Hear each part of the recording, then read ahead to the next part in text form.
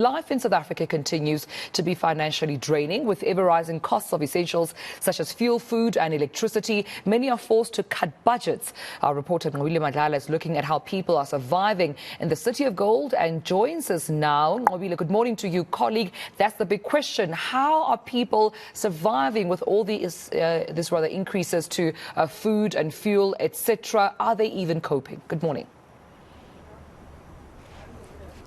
Well, good morning, Dumelo. Well, let me tell you now, just like Gareth, they definitely cannot afford a Ferrari. But let me tell you, they are trying to make sure that they can afford groceries. And in fact, my guest that I'm with, Dumelo, is going to answer exactly that question in terms of how are people surviving now, especially when it comes to buying groceries. Morning, Mobile and viewers. I must say, shoppers are really hard-pressed. People are spending more but getting less.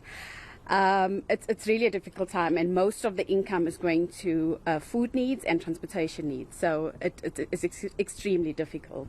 But of course, you are not as pressed as a lot of people, since you have a way of shopping for groceries which is much cheaper. Tell us a bit about that.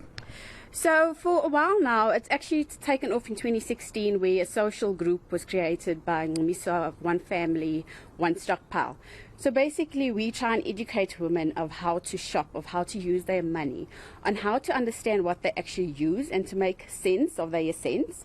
So what we do is we educate women on how to buy in bulk, non-perishables and long-life stuff. And when it's on a promotional price. So don't spend money when it's on its normal price. And don't be fooled by big red stickers that are saying it's a promotion, when in fact sometimes it's not really a promotion. So you buy for your long term to have your long life stuff. And then as the months go, you're able to just top up on the essential stuff that you really need. And that's what stretches your rand. And I mean, you have family members of 5. And how much do you spend on your groceries? So if I give it a full quantum, I stockpile twice a year for my long life non-perishable stuff. So if we look at it in a year, my total spend, if I divide it between 12 months, I'm not looking at in excess of 1,000 rand a month. And tell me a bit about that. Is it everything that you need? Everything. I'm quite a foodie. I love food. So I'm not skimping and buying the bare necessities on groceries. We enjoy cooking. We're a family that loves to eat and also sometimes entertain. So I get what I want. I get what we need. And yes, that includes in that 1,000 rand that would transfer to a monthly equation. So how does one do the stockpiling? So first you need to understand the size of your family, what your needs are, what you use. Once you understand that, you then say a month starts and you now need to do your groceries. You look at catalogs, you look at the different stores, look what their promotions are, you compare. You make your list.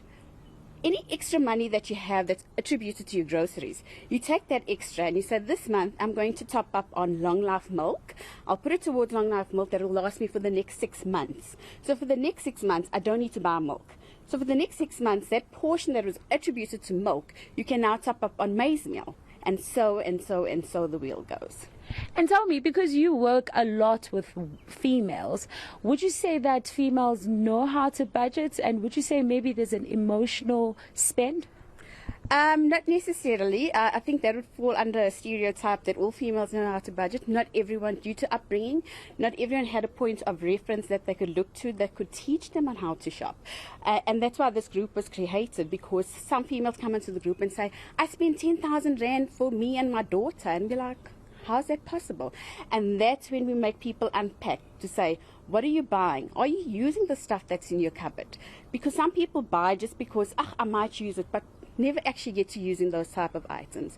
So you buy what you use every month, and that's how you make it work for you. All right. Last tips for our people. What do they need? Long life, non-perishable, your tin stuff, your maize meal. I know maize meal and wheat stuff is extremely expensive now. There are still retailers that have it on promotion. Stock up on those. Stock up on the retailers that have oil on special. Oil is going to nail us.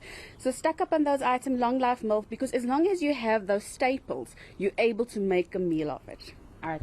Oh, actually, I know I said lastly, but I want to know this. Have you cut down on anything? Not right now, but I just did a shop last week, and I'm going to have to, because we're spending more, but we're getting less. All right. Thank you very much.